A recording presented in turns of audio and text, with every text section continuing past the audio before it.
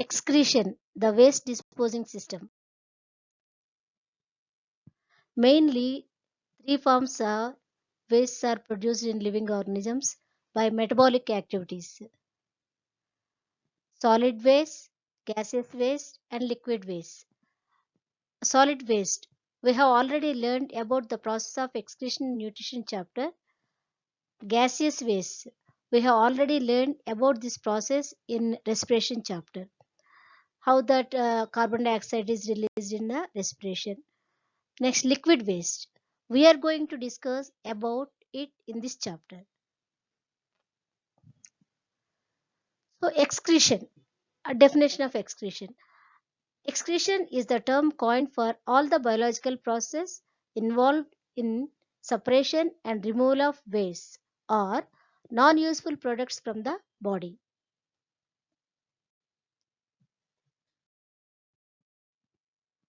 Firstly, what is a life process?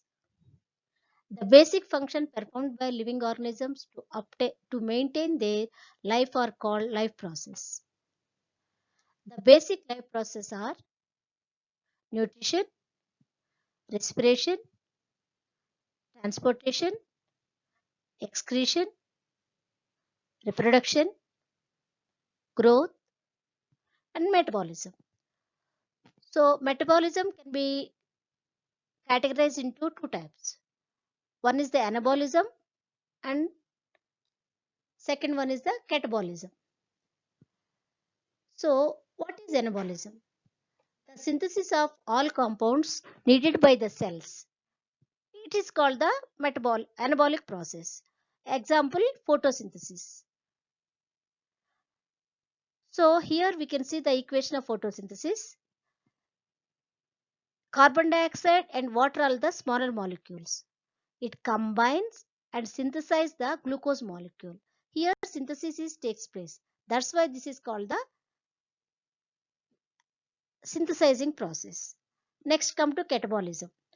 So what is catabolic process? The breaking down of molecules to obtain energy. This is called the catabolic process. Example, respiration.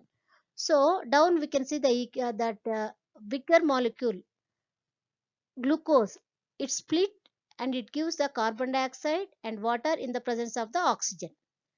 So glucose is the bigger molecule and it splits and it gives the carbon dioxide and water smaller molecules. That's why this is called the catabolic process. So this is the concept mapping. So what is the use of the concept mapping? It helps you to make meaningful connections between the main idea and other information. So firstly, so before going to learn any lesson, so we have to write the concept mapping. This is the best way of learning. Okay. Next, excretion in animals. We can learn this topic in three parts. First one is the structure of excretory system. This is the structure of excretory system, and this is the mechanism. This is the mechanism how the excretion is, the how the blood is filtered, and how the excretory products are formed, the produced in the other organs.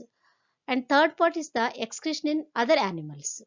So in these three parts, we are going to learn about this lesson.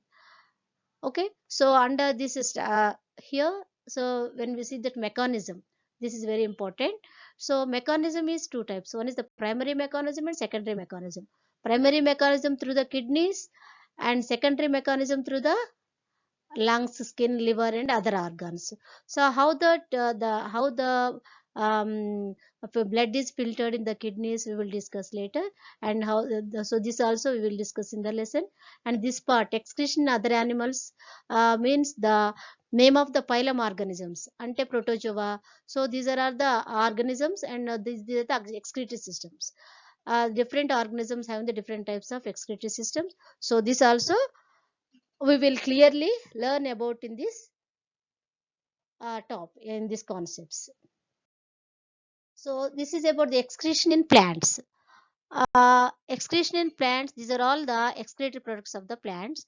So under this we are going to learn about the alkaloids, tannins, resins, gums and latex.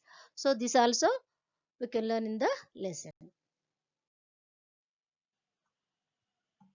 Do you know, children, what are these two tables?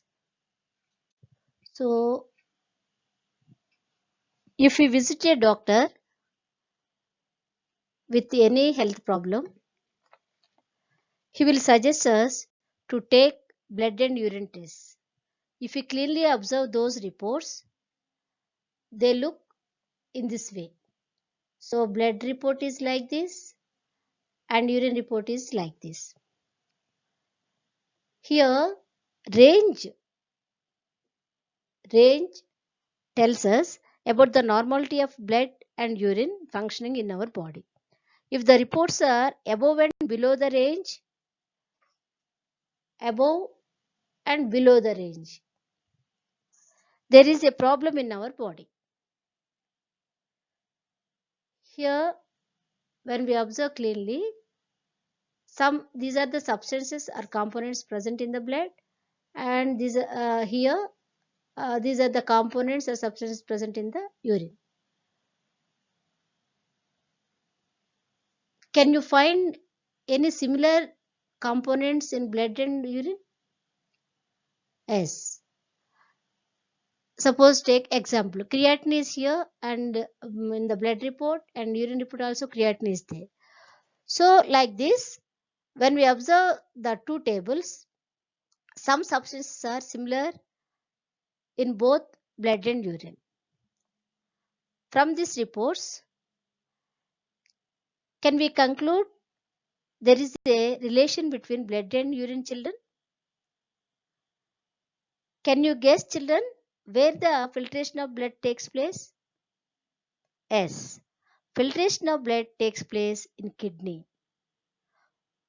Okay, children.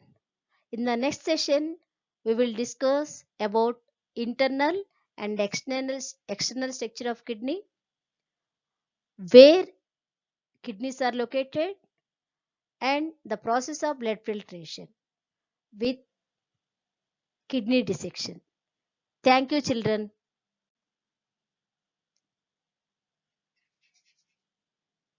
So, from these two tables, can you answer these questions? What are the substances present in blood? And what are the substances present in urine?